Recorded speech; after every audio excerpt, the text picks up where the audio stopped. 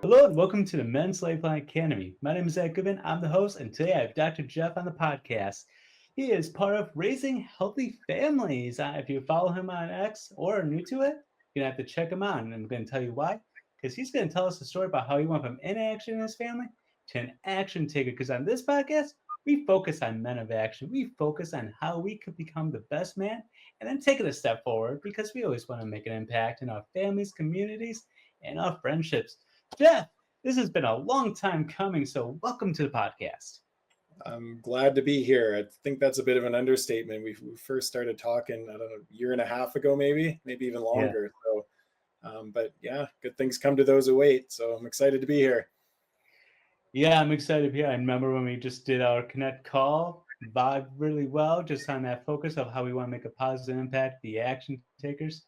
And we know how important family is. And especially as you and your wife focus on children and helping them with like ADHD, helping families who are busy and learning how to be healthy. I mean, hey, raising healthy families is your motto and your name tag. So it's a perfect name. No, that's what it's all about, right? I think for many reasons, there's a lot stacked against families these days that are just creating obstacles to health, and that's really what we're trying to do is just create awareness because many people just aren't even aware of all these factors that are, leading to our kids being more overweight and more unhealthy than they ever been, and same with the parents, right? It's really sort of a Mhm. perfect storm of influences leading to poor physical health, mental health, and really when the individuals in the family aren't healthy, the family itself just isn't healthy either. So that's sort of how that account came to be, and it's been very well received, and we're happy to have a growing community of parents who want to make a difference in their family health. Yeah, all the time I'm seeing like news articles about, maybe medication for helping kids like lose weight and everything else. And, a lot of times people try to push medications. But besides that, what have you noticed within the family unit where it's like a lot of struggles that people may not fully recognize since you do a lot of one-on-one coaching? Yeah, I think a big one is just misallocation of time, right? That's something we frequently hear is, we're too busy to eat healthy, Mhm. too busy to spend enough time with our kids. And, if we take a step back and look, the amount of time parents are actually getting to spend with their kids these days is getting less and less, right? One income's no longer enough. Now we need two incomes. And, Right. so kids are going to daycare, they're going to school. And that ability for parents to just actually raise their kids is just becoming less and less, which means other influences in society are having a greater and greater influence on kids. And that ends up being, TV shows and influencers on social media and, the kid in class who may not have the same family values as you have, right? And that is just, adding to all the stuff that we talk about that's creating this unhealthy environment. And then, you know going back to the one of the biggest things parents will tell us is, well, we don't have time. Well, then you start breaking down how we are spending our time. Well, the average adult's on a screen for almost 8 hours a day, right? And then, commuting to and from work, and then, how we've been taught to de-stress from this hectic lifestyle where, going out for beers with the friends after work, or, binge watching some Netflix. Well, we're paying for this in the form of our currency of attention and time, and that's attention and time that we could be spending with our kids, with our spouse, on ourselves, right? Ensuring doing things to ensure good mental health, good physical health, that sort of thing. So when we're adopting these unhealthy habits, guess who's watching? It's our kids, right? Right. So when they see us constantly on our phone, well, they can't wait to have a phone. If they see us eating unhealthy, they want to have those same foods. If they see us being negative because, whatever, we're too consumed by politics or something like that, well, they take on that negative mindset, and you can just see how this can quickly spiral out of control, all the while very little awareness of, why is my kid saying these negative things, or why is my kid unhealthy, or why does my kid always want a screen, right? So that's Right. always step one with us, is just bringing awareness to some of these issues. Yeah, one of the ones because I used to work with kids, and now it's kind of funny because now I work with adults. One of the things I hear from adults a lot is, well, you can't do that. That's an adult thing. So I get to do is like I get to either cuss, swear, use profanity, or it's all of a sudden because you're an adult. Do you see a lot of that in the clients you work with? Like, And how do you help them like recognize that with that modeling piece that kids learn by watching you and they don't really get that connection with, well, I'm a kid, I can do this, but you're an adult, you can do that. Kids aren't afraid to call you out. For sure. I mean, one thing we need to understand is the actions are much more powerful with how kids learn, right? Especially through the first 4 or 5 years of life. They're learning what words mean. They don't have an impact nearly as much as how they observe our actions, right?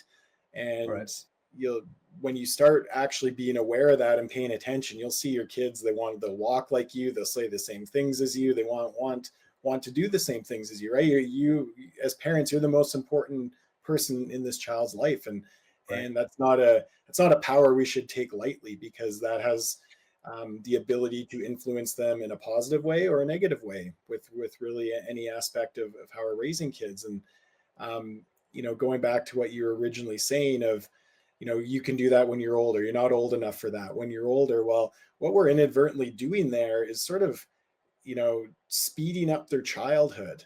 I Oh, can't wait till I'm older so I can have a phone. I can't wait till I'm older so I can drive. I can't wait till I'm older so I can cuss, or whatever it is we're doing, right? And I mean, we're all guilty of all these things. right. One thing I'm very conscious of is, because my kids will say that, oh, I want to drive, or I want to do XYZ.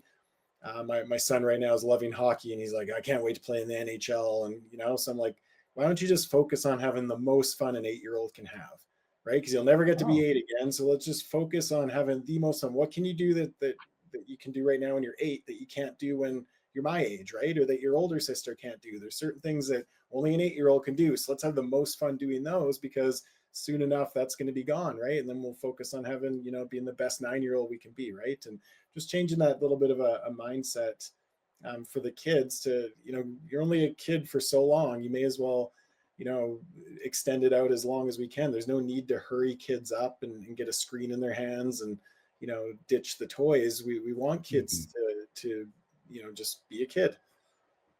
So how is that received by your kid when he has like this big dream of playing like in the NHL because he loves hockey and everything? When you bring him back and say, yes, and let's have some fun and some time being an 8-year-old. I mean, you're only gonna be an 8-year-old, like you said, one time. For sure, and that's where it circles back to leading by example, right? So, I don't say that then go sit on my phone and do adult things, right? So, oh, let's play some Lego, right? Or let's, with my daughter, she's wanting to play Barbies or street hockey or whatever it is with your kids, Mhm. get in there and play with them. And me and my wife were talking, because we are hitting that age. My daughter's 10 and my son's 8, and we're seeing kids on my son's hockey team with a phone, or kids are Oh, frequently talking about that. you know I don't know any of the people. Mr. Beast video, that's a good one. yeah, that's Or a good one. Mr. Beast, right? And well, we're our kids. They're not even aware who that is. They've never seen him. It's not something that's on Oh, their radar, because our kids don't have unsupervised access to screens. So we are starting to see a little bit of that, where their peer network is talking about things, and sometimes they can feel a little left out. But it's talking to them about it. It's not just saying you're not allowed to have a phone until you're older. It's, what, it's phones are something that you need to be ready for. Phones are something that, you look around you, every adult's just staring at their phone. That's it's an addictive device that we're all sort of struggling with. You don't want that yet in your life, right? And that's just, again, highlighting the cool stuff you can do when you're 8 that you can't do once you're a little bit older. And once you get a phone, that takes away from Legos and playing street hockey and stuff like that. So they're at the age where we're definitely talking to them about it. Food's another one, right? We just kind of got through right. Halloween. Well, their friends are eating all this Halloween candy, and we've always done more of a trade-in thing. You bring home your candy, you trade it in for some homemade coupons for a trip to the pool, or Oh, some healthier treats, stuff like that. And they'll start to say, well, it's, I feel left out when my friends are eating the candy and we're not. It's, what, you can make your choice. You're older now, but understand that stuff, the harms of doing that. And you'll see them. Sometimes they'll nibble on a little something, but they never grew up with it. So they don't have the taste for it. There's no sure. desire for that stuff. Right. So, but it comes down to communicating. You want to talk to your kids like people, right? They're a lot smarter than we give them credit for. Yeah, when I was listening to you, that's like all I heard was that's how exactly I was going to say you talk to him like a person. I was going to say like an adult, but you literally talk to him like a person. That's a lot better way to say it because most people like just wait till you're older. When you're older, you will understand when a kid is so inquisitive about everything. And I just got done reading a book, John Maxwell's 15 Invaluable Laws, and it talks about kind of the exact thing where as kids, we're so inquisitive, we want to know the reason for everything. And then depending on how that's nurtured, it's either going to be they keep asking questions and they grow in knowledge and wisdom, or they're going to become hesitant to even asking anything because it's like, why you ask me 1,000 questions? Just be quiet and sit there. I need a break. You just asked me like a billion questions. So some of those questions, it's a little embarrassing because you may not know the answers. Exactly. We actually just put out a post that was well received. I had come across an article, and they somehow came up with the number that by the age of 5, kids asked 40,000 questions.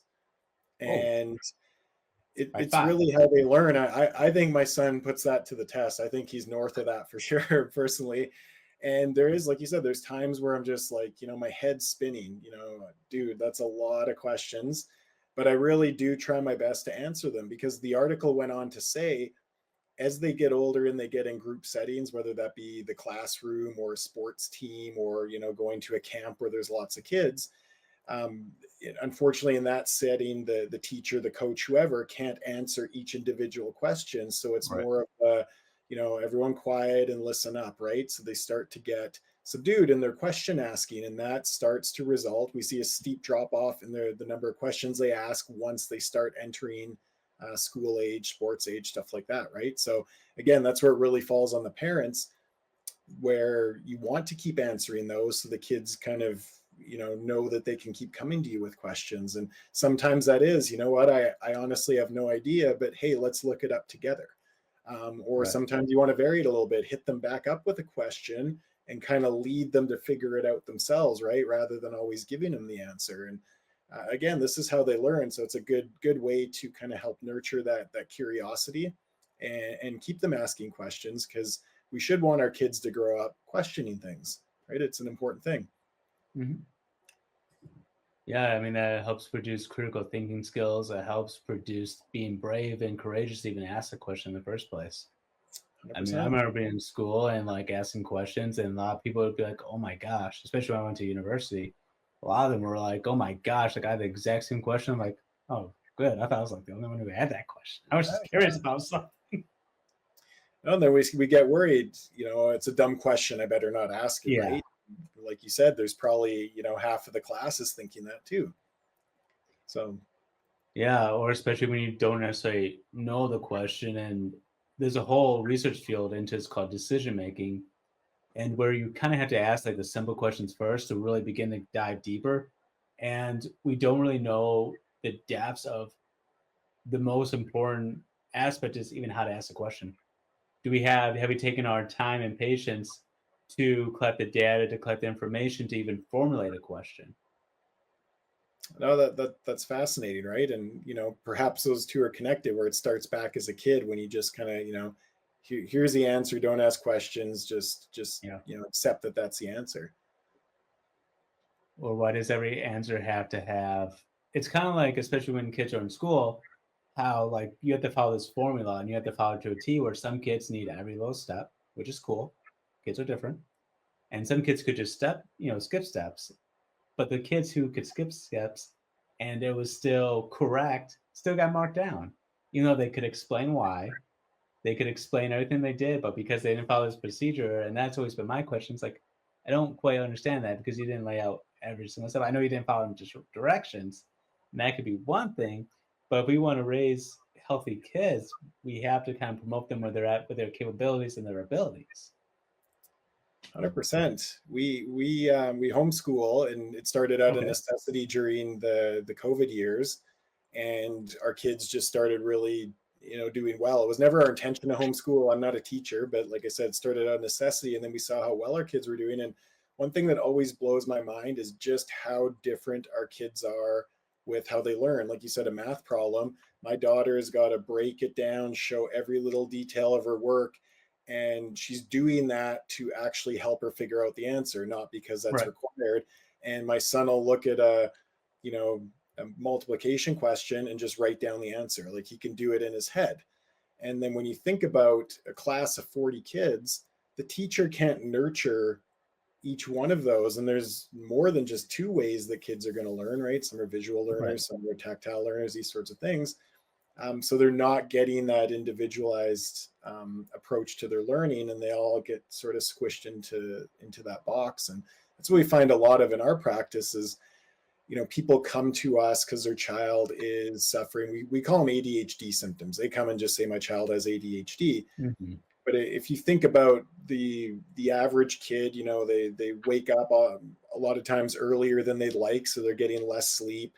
A lot of the breakfast kids are fed are sugary cereals with a bunch of chemical dyes in there, and then they get Right. shipped off to class, and it's you're a 6-year-old boy who wants to just run around and swing for monkey bars, and you need to sit still and do these problems. Well, we're setting them up for failure. And a lot of that, it does have to do with the sleep and the sugary breakfast, but Yeah. it also has to do with, this one mode of learning that we're trying to fit every kid into. And it's just it's not working. I mean, if you look at the stats on education and what it's producing, it's unfortunately not working. And, it's a lot of times teachers take the blame, but again, they're sitting there with 40 kids in the classroom, and Right. what are we supposed to do? Right. So, sorry, I'm rambling there. No, that wasn't rambling at all. That was really well said. I was just gonna follow up with, because since I used to work with kids a lot, there was a few things. So one, and actually I talked to my dad actually about this. We actually had a conversation about this a little while ago, where sometimes they don't even ask kids like what, how they're really doing, and does the kid feel comfortable to talk to the teacher. Like they don't necessarily know why a kid gets in trouble, is because in the case that we talked about, sometimes kids had to break into cars to sleep in, because if they go home, they get abused. And they don't really sleep because they have to keep one eye open in case something's going to happen to them. And then they come to school going to have maybe a little bit of a behavior just because they're tired and hungry and they haven't slept in. And they don't know. And sometimes people don't ask those questions. And I know teachers' hands can get tied. There's another story where I went to do an observation in a classroom. Kid, head down, sleeping in class. Obviously, lifted his head because he heard the door open. So it's me. Obviously, I'm doing an observation. Obviously, the kid knows me. And instead of the teacher going, "Thank you so much for lifting your head, let's come back and pay attention," the kid was like, "Oh, of course you're going to lift your head up because he's here now." And my first thought was, well, there goes that relationship. I would probably sleep in your class too.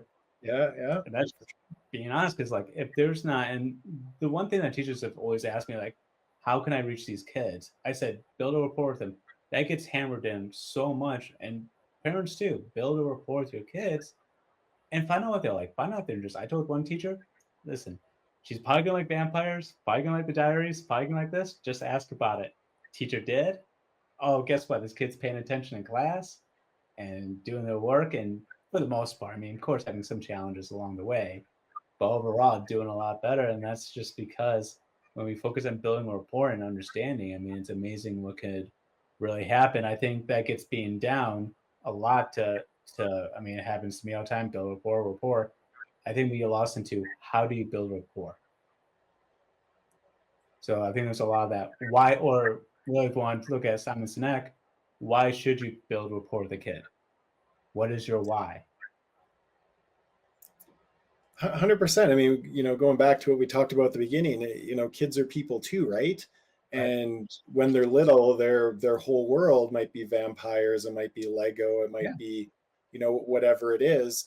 And if we view that as, oh, little kid things, I don't have time for that after work, it dismisses them, right? That's important to them Absolutely. and big to them, right? So, we talk about the same thing with parents.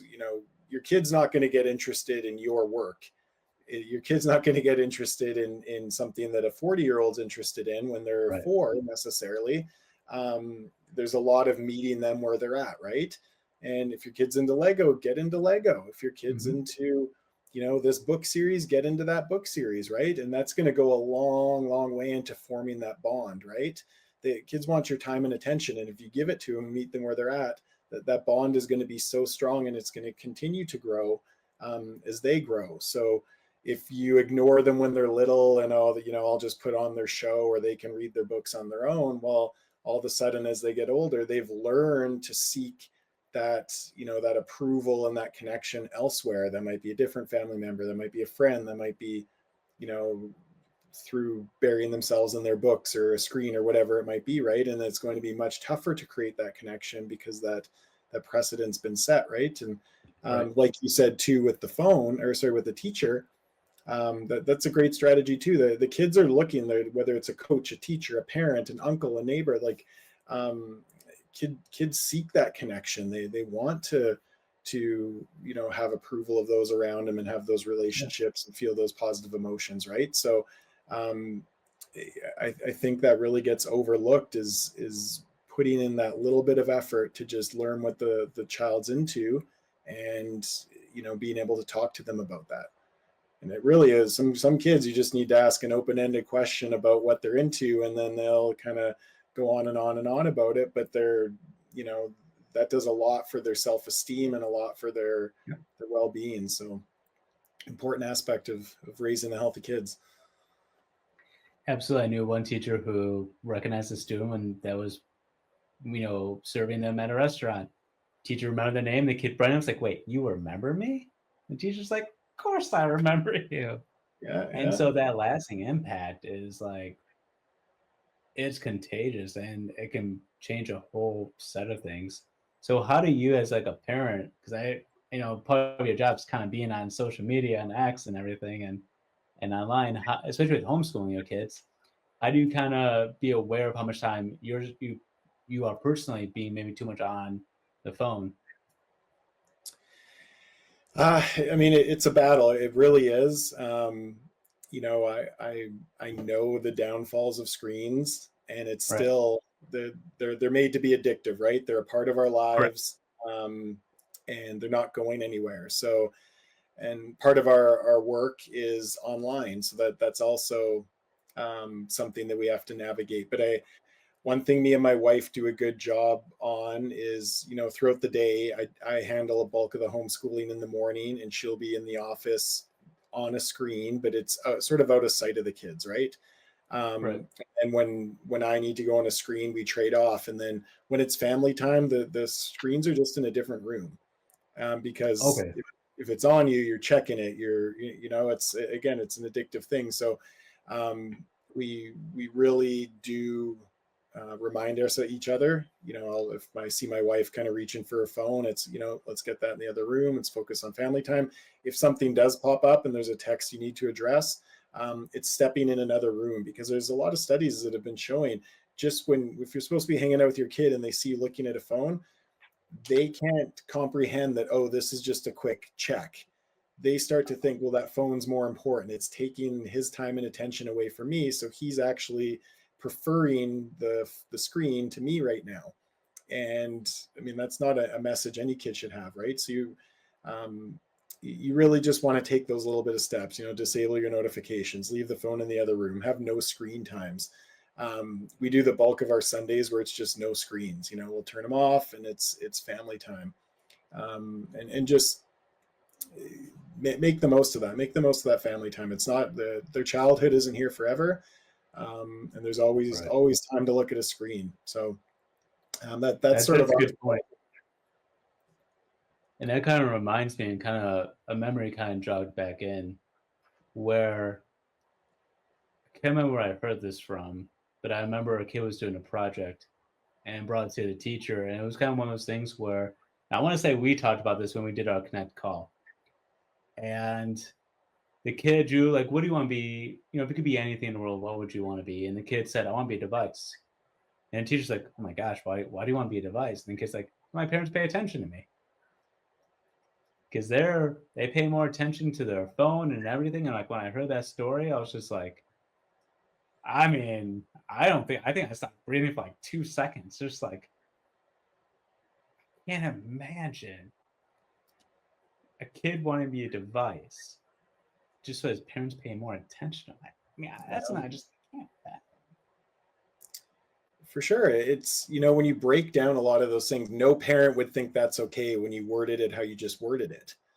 But Yeah, we don't think of those things day to day, right? We think we're just checking it. Next thing you know, it's been half an hour, and that's half an hour you're not spending with your kid. And um, yeah, so we really need to start to understand how valuable our time and our currency, or how valuable our time and attention is, and treat it like a currency as a parent, right?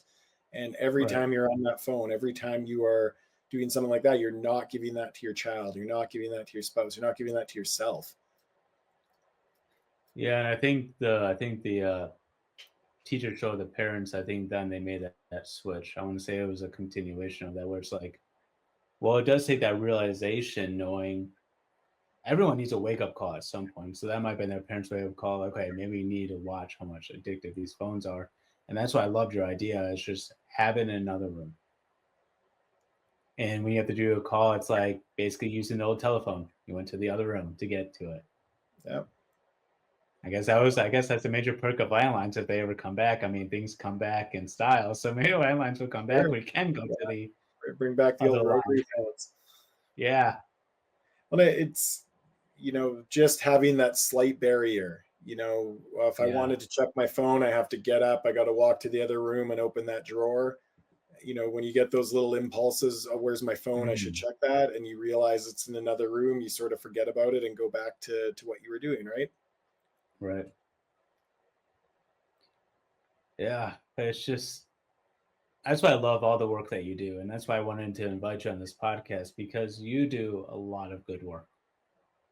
Now, I was reading through a little bit on your website, some of the testimonies and just how much you've made an impact in people's lives, just of their appreciation for rebuilding the family and just that mission that's on your heart, just to see families thrive again. And I know there's been a little bit of a culture shift where parents and trying to reconnect with their kids. I mean, I know that's one of the positive things of COVID was it forced the family to be back together in a way. As horrible as it was, it's like people started paying attention to each other again because they kind of had to, and then hopefully that continued. I mean, I don't know if you have a story or a situation where COVID brought people back together and they actually had to rediscover each other. As odd, weird, nonsensical does that make? I mean, No, that's right. I mean, my wife and I, our practices were brick and mortar offline.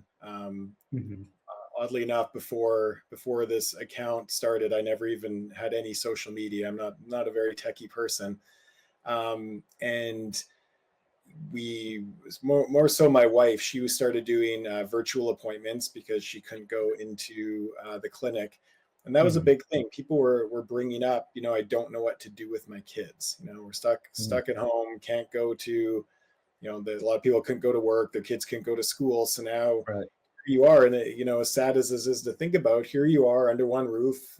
In theory, you think a lot of people would really want this. Look at all this family time we get, but no one knew what to do, right? yeah, I feel like strangers with my kids, right? We haven't had this much family time together, and I don't feel connected to the child. So there was a lot of that going on for sure, and that's around the time we started this online account. And some of the first people reaching out to us were commenting the same thing, right? It's um, I don't know, especially parents of older kids, right? The kids all of a sudden 12, 13, 14, they didn't have their social network, and right, the parents didn't have what we find a lot of times is there's unknowingly buffers. When you're hanging out with your kid, there's a TV on in the background, or if you're in a car ride, there's music playing or stuff like that. And without all these buffers, you're left, trying to converse, trying to get to know your child who you haven't really had deep conversation with in quite some time, right? So I think on one hand, it did force a lot of uh, families to reconnect and get to know each other, and on the other hand, it unraveled some deeper issues amongst families as well, right? So right. So how do you do that? How do you go about reconnecting the family? For us, when parents approach us, and this is a little bit more of my wife's specialty, of the Raising Healthy Family duo, but it's really just communication. And if you think about it, one thing that screens have done is it's really impaired our ability to communicate.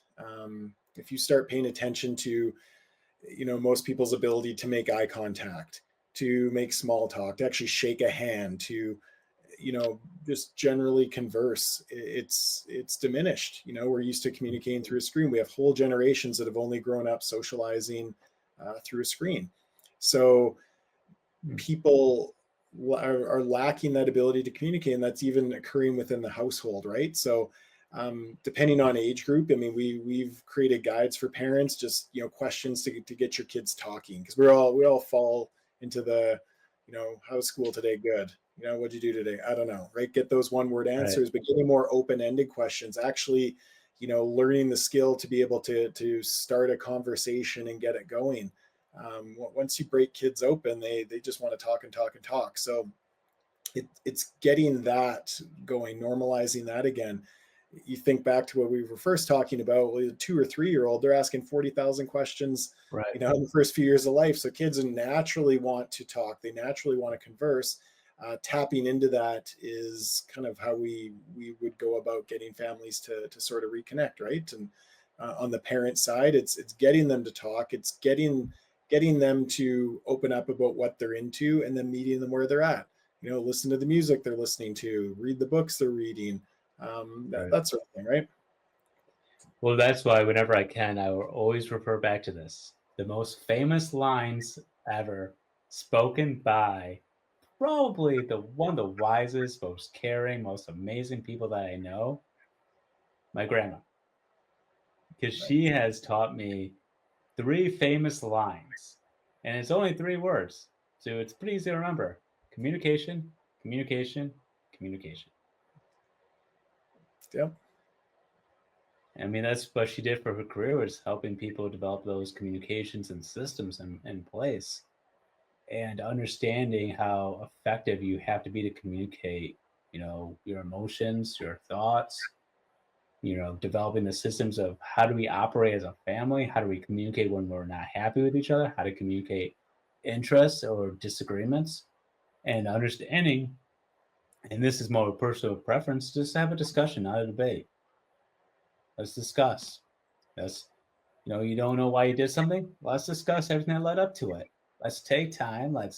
You want to be treated like an adult, you say you want to do more adult things, then we're going to have an adult conversation. I mean, Yeah. Yeah. that's just the whole premise of it. And so when you break things down like that, then they can be able to develop more critical thinking skills, which, and working with a lot of people these days, I've noticed a huge decline in people being able to critically think.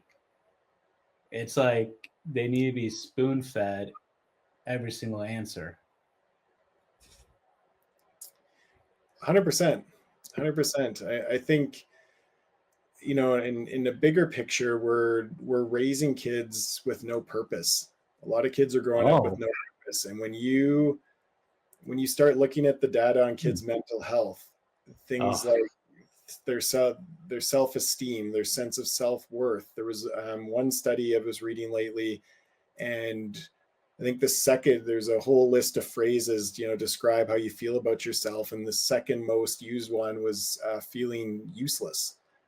And we've oh, created such a culture of convenience where, kids, they don't need to cook for themselves. They don't need to clean for themselves. They don't need to shop for themselves. Parents are hitting a button on their phone and the stuff, food showing up at the door. And, like, yeah.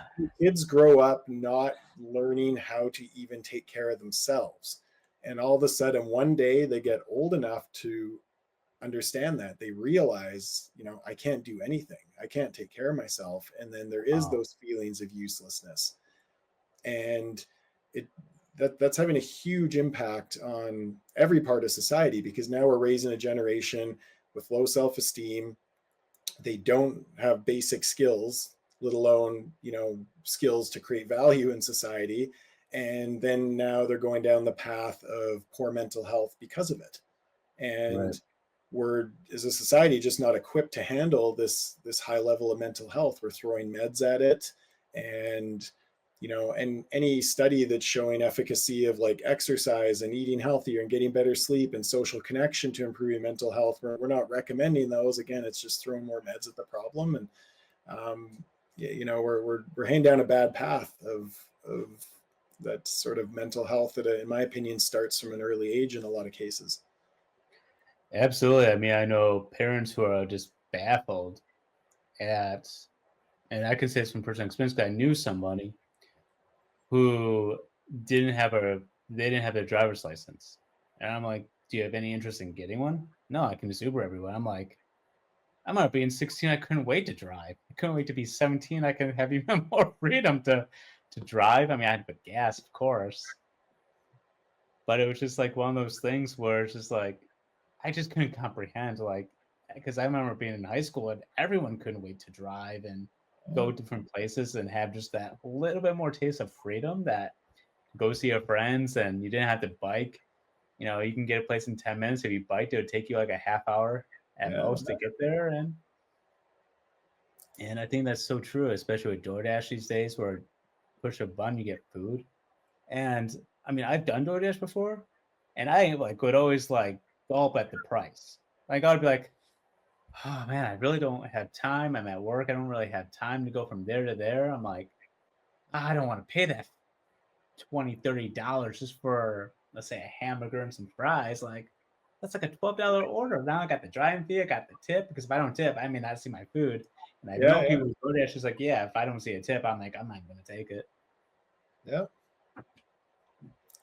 No, it's Uh, there's a guy by the name, I don't know if I'm pronouncing his name properly, Jonathan Haidt, I believe, Haidt. He's done the podcast rounds. He's written some good books on the effect of screens on kids. And mhm, don't quote me on any of the numbers, but things like getting driver's license, getting the first job, yeah, first serious relationship with teenagers have all been delayed, like 1, 2, 3 years compared to where they were 20 years ago.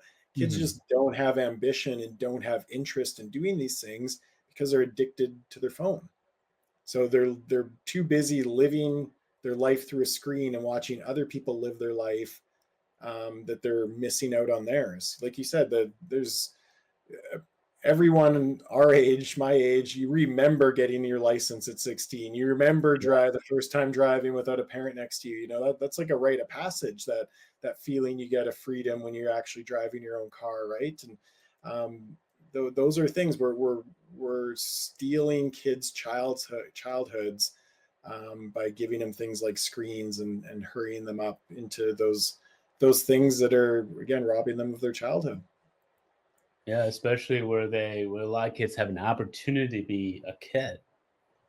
I mean, I know a lot of kids who didn't have an opportunity, and I talked to them as adults who told me they didn't have a childhood. They couldn't.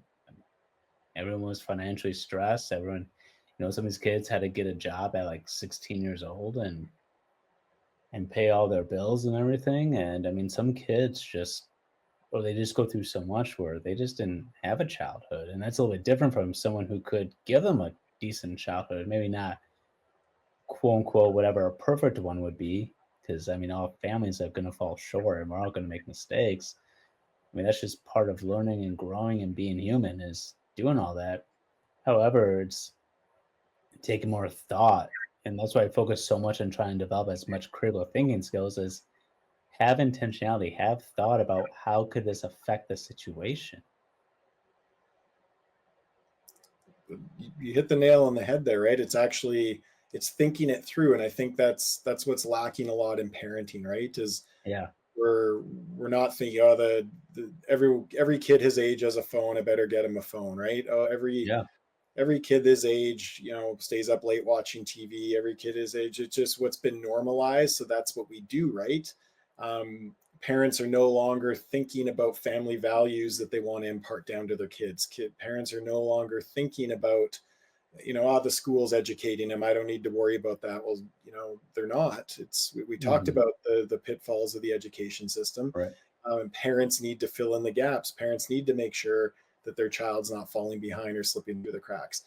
Parents need to check in and make sure their kids aren't heading down a path of feeling useless? Are you teaching your kids basics of self-care? Are you challenging them in life so they have the ability to build up their self-esteem and confidence and feelings of self-worth? We're not parenting intentionally anymore. It's become very passive parenting, and Mhm. it's not working, right? We need to actually think about our actions as a parent, because they have huge consequences on the person our child's going to become. And we need to be more intentional with every decision. Yeah, it's that laissez-faire, parenting style, just that easygoing, hands-on. And I remember talking to this one person, and I was kind of shocked at this. So even to this day, I don't consider my parents friends. Like, they're my parents, they're my mom and my dad. I've never considered them friends, and I most likely in my entire life probably never will. And I remember this person's like, "Yeah, my mom's like my best friend," and I'm like, "Explain that to me, because I don't understand that." And they said, "Well, we just do things together. We do this." It's, yeah, but I just don't get it, because in my mind, and maybe this is because I don't know, more of a logical thinker, more, focus on what the role is a lot of times. It's like, but how would your parent discipline you then? Because how could they? Because how can you just, because you can't discipline a friend. You can tell them they did wrong, but you can't really discipline them. For sure. This, So, I wish Amy was here to word this better, but she, you need to be a parent first and foremost. right. You can definitely, do stuff with your kids. There can be, a friend aspect to the relationship, but Sure. um, it's parent first and foremost, and you can't skip over that. And that again is just um, a big part of what's going on. Parents be like, "Oh, my 12-year-old spending too much time on a screen," and it's like, who's the parent? Right. Like, my parents would have never let me make my own decisions back, when I was 12. There was no phones around, but if I chose to be on my phone for 8 hours a day, they wouldn't have allowed me to make that choice, right? Right. So now it's, in fairness to parents, again, we're in a crazy new time here with, technology and social media, and a lot of what's going on in society, but that just circles back to, we can't be passive. You can't be passive. Yeah. So how do you help a parent who came to recognize that they've been more of a friend first versus a parent second? How do you help them work through that, slowly becoming a parent first? I mean, there's a lot of undoing that has to happen, because that precedent has been set, right? That child's Right. been brought up with that relationship where the parents enabled the behaviors and given them what they want, and those sorts of things. So there is an undoing, and it's not a quick fix, to be honest. But it needs to be established, and the older the child, the harder it is, because the longer those bad habits, we'll Right. call them, have gone on for. But the silver lining with that is, the older they are, the more you can communicate, and the more they can understand why we need to, take a step back on some of these things and create some different boundaries and move forward in a slightly different direction. So going back to what grandma said, communication, communication, communication. That's right. Yeah. And I guess is now, like what you've been saying, going back to what your role is of being a parent, what is a parent? What's their job? What's their responsibilities to do anything? I mean, I think you've been mentioning being intentional with their lives, watching how much they are on the screen, finding out who their friends are, knowing who their friends are, Yeah. knowing how well they're doing in school. I mean, if there was only two paths, and I could take a path where my child didn't like me, but I raised them to be a good person, Hmm. hardworking, mentally healthy, good, healthy habits to take care of themselves and set them up for a life of success, versus a path where they liked me, but they were a slave to their phone, and, had poor mental health and low self-esteem and weren't able to take care of themselves. 10 out of 10 times I'd choose the path where they didn't like me, Yeah. because my role as a parent is to prepare them for life. Yeah. And I'm doing my best to get them on that path and have them like me to some extent. So Right. Exactly. but You know, that is my primary role is to set them up for success. And that's, I'm it's never going to be perfect. There's no perfection with parenting, just progress. And I'm, trying every day to do the best I can to get them on that path to success. Don't worry, they'll like you when they're like 20. Yeah. I want to say it's age 20 because my brother and I kind of went through this. So, when you're like 16, 17, you think, you know it all, right? What Of does mom course. and dad know? This is a different world than what they grew up in, and things are just a little bit different. And then you go to college, university, and then you're like, wait, why aren't you studying for your exam? Like, you're going to fail it. Oh, whatever. Or it's just like, my parents would like I would have literally just maybe a bed in my room if I said that to them. And it's just kind of so funny, not in a ha-ha sense, but like, oh my gosh sense, where you realize also how many people don't like their families. And I learned that really fast when I went to college, is how many people were so open to talk about some of their family troubles and how much like they didn't like their families and things like that. I'm like, okay, yeah, you guys were right a lot. Yep. Sorry Yep. for being so stubborn at times and hard-headed and everything else. You're watching this? My apologies again. Well, the cycle goes on. I'm sure they've got a similar story where they had that aha moment about their parents, and just the cycle. Yeah. Well, that's why I love seeing so many people like yourselves and so many fathers who are taking active role where they're the ones now because they're in fit, good health and everything, that they're out there playing with the kids. And then the kids are like, wait a second, your dad's actually playing with you? I'm going to play with you. My dad doesn't play with you. My dad's on a screen over there and counting the seconds so it's all over. For sure. It's, the amount of times, when we go to the pool, I'm in there wrestling with my kids, and then all of a Yeah. sudden that naturally attracts a couple other kids over. And next thing you know, there's, me and 10 kids playing, right? And you can see their dad sitting in the chair on the side, scrolling his phone or something. And, I, to each their own.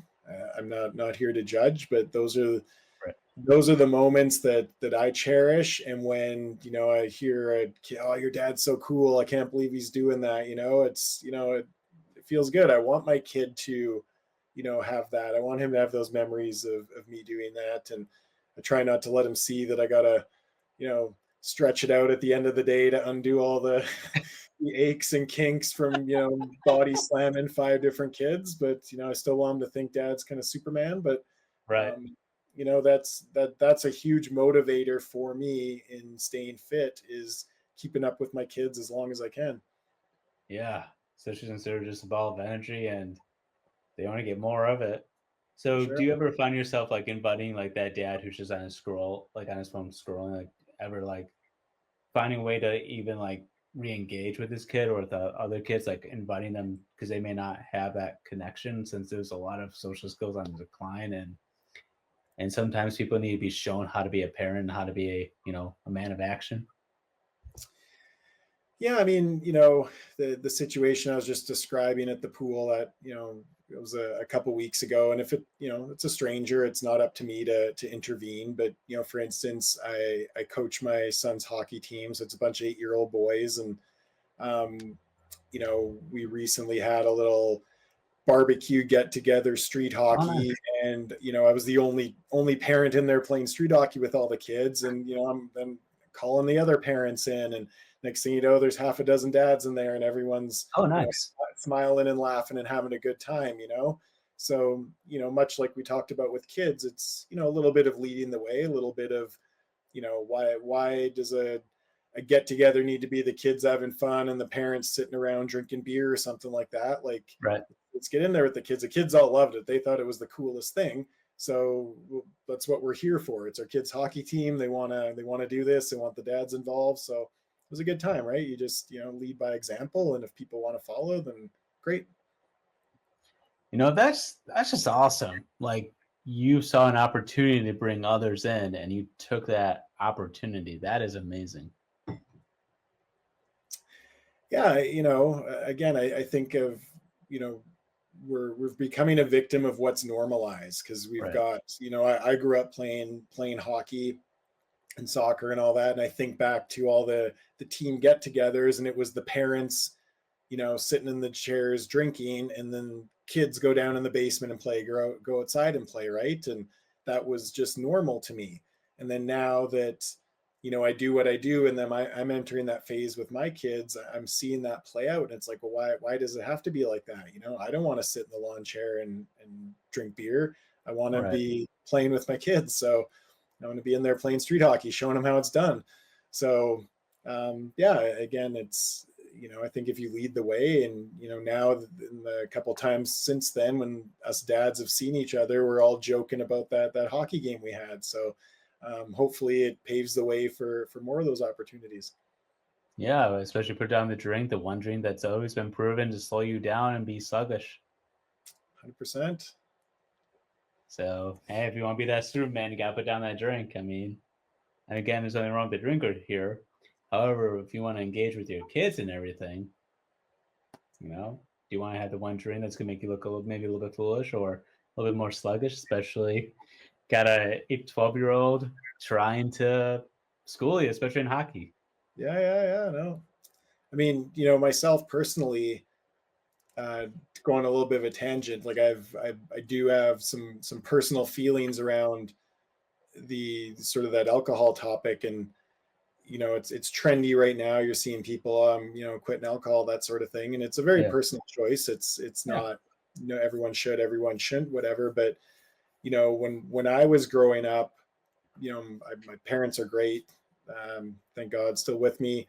But alcohol was a big part of their lives. The weekends were always, friends are coming over, and Mhm. drinks, and everyone was having a good time. But it was sort of that, can I have a sip? No, when you're older. So I always wanted that. I always really wanted that. And then when I got old enough, I overindulged too much for too long. And a lot of my teens and 20s were sort of consumed with that. It was on a pedestal Oh, for me. So when I had kids, it was something I was cognizant of, and they were still pretty young. And one night I let it get the better of me, and the next day was a day off of work, and my kids just wanted to play with me, and I couldn't do it. Just oh wow. I couldn't do it. Couldn't get off the couch, and that was it. That was it. Haven't had a drop since. And I think back to, again, it's normalized. Parents Yeah. are coming over, bring the wine, bring the beers, we're all going to drink, and it was just a normal part of life. And now I'm seeing that play out with the other parents, and they're not intentionally thinking about their kids are watching them doing that. Their kids are wanting that because their parent is doing that, right? And Yeah. it leads to that unhealthy cycle. So myself and my wife, we've made the choice. It's been 4 or 5 years since we've had a drink, and that the main reason is for my kids. I don't want them to, they're going to get older, they're going to try it, they might like it, they Yeah. might, but that I want them to be their choice. I don't want them to falsely idolize that because they saw mom and dad doing it. And then the side effect is, I'm that dad that's tossing them around the pool and playing street hockey, and it's really supported my health to be able to keep up with them. So Yeah, it seems like you really had to do a cost benefit analysis to really look at the costs and benefits of drinking. for sure, right? It's, everything you do, it's time and attention. That's your currency, right? So if I'm going to Yeah. spend my night drinking and spend the next day recovering, that's just time I don't get to spend on myself or with my wife or with my kids or any of that stuff, right? So Yeah. that's something that we talk about with a lot of parents too, because going back to, I don't have time. Well, it's, what'd you do last weekend? And we start talking about that. Well, there was a lot of time burned up between, scrolling your phone and, being too out of it on the couch from the last night's festivities. So Right. that if we can just clean some of these things up a bit, there's your time, and now you can give that to your kids. That's just incredibly. I mean, the only word that comes to mind is, well, two words: honorable and commendable.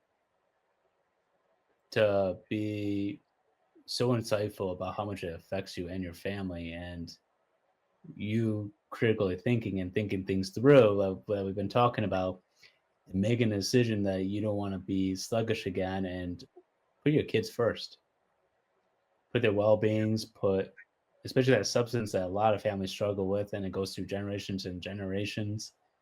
And it's always been like the one item that a lot of people wish they could just kick that habit. I mean, it's a hard habit. I mean, I work with them on a daily basis. It's a hard habit. It is not easy. And it's a daily fight, an hourly fight, a minute fight, and a second fight. Yeah.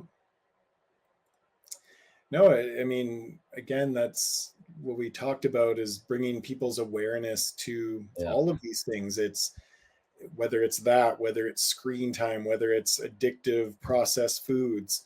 Yeah.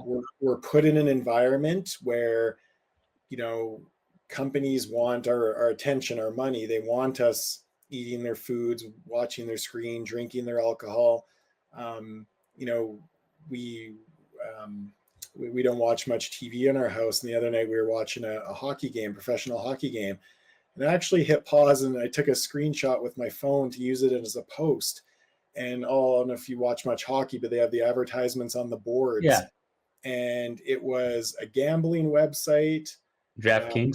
a beer, and like a Domino's pizza, where, you know, Yeah. this is what we're advertising, right? Because what's the norm, you know, ditch the ball and chain and get home from a hard day at work and crack a beer and order a pizza and turn on the game, right? That's, You talk about a sluggish event. I mean, beer and pizza, I know they go together and they've been designed to go together.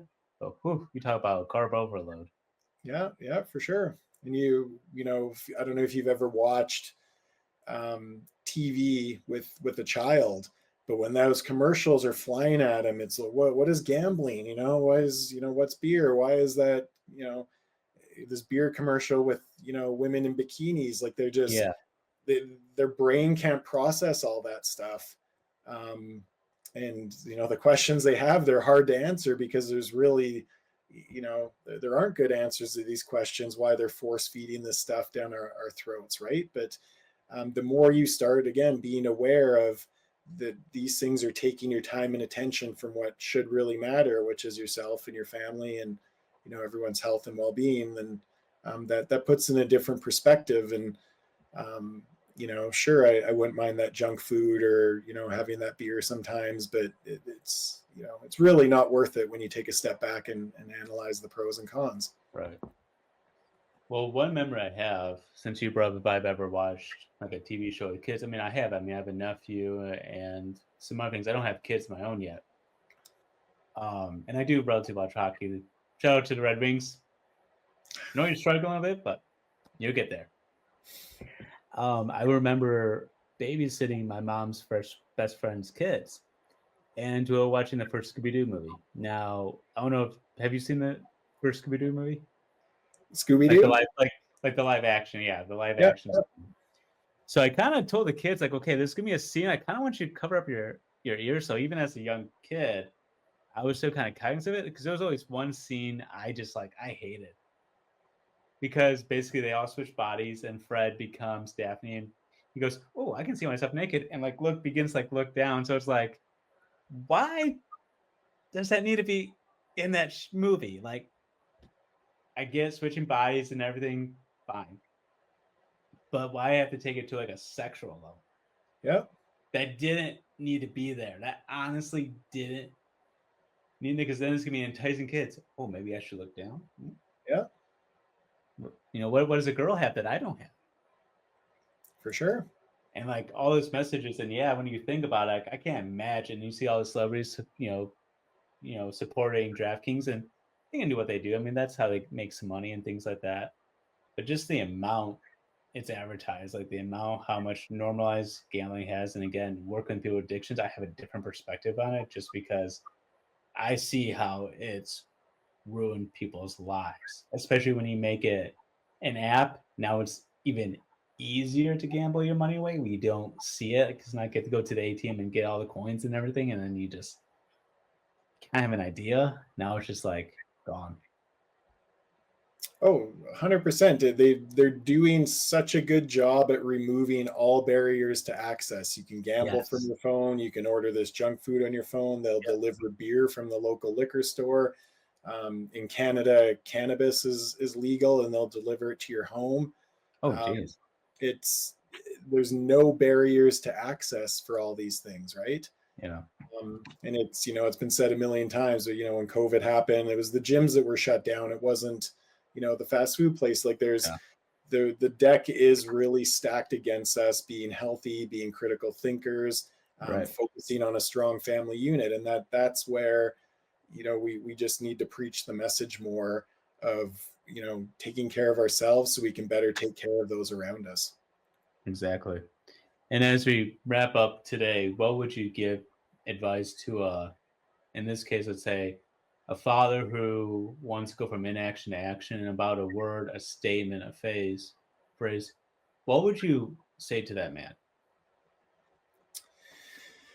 Oh, that's a good one. I think really it starts with yourself.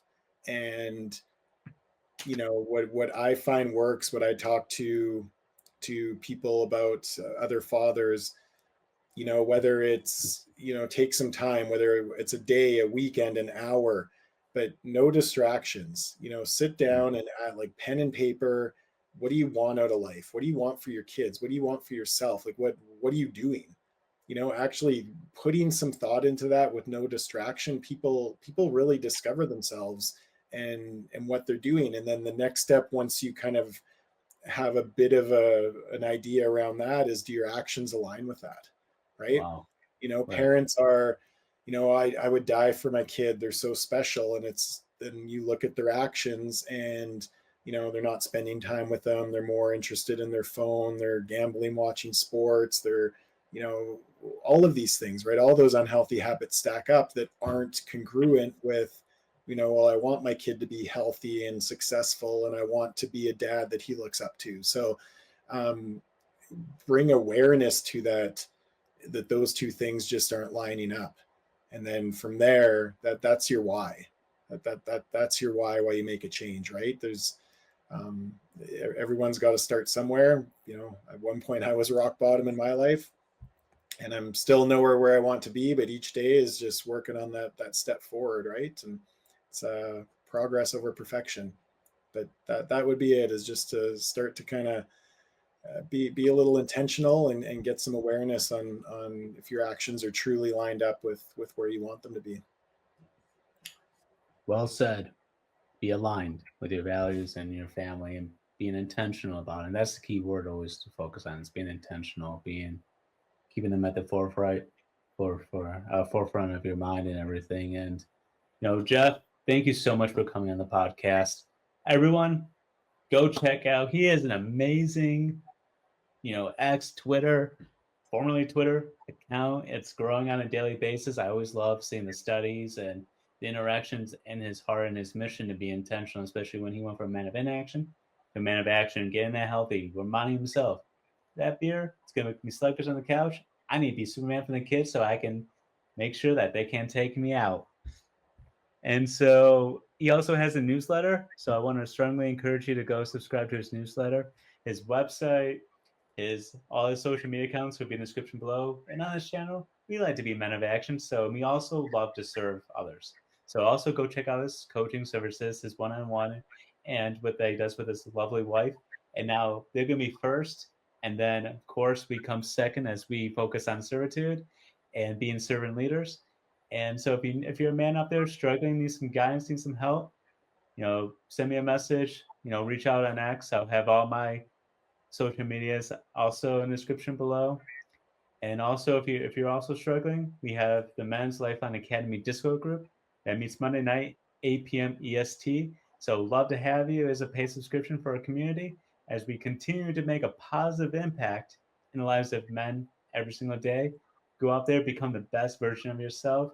And remember, focus on how you can make an impact in your family, your friends, and your community. Again, Jeff, thank you so much for coming on this podcast. I hope everyone has a blessed day.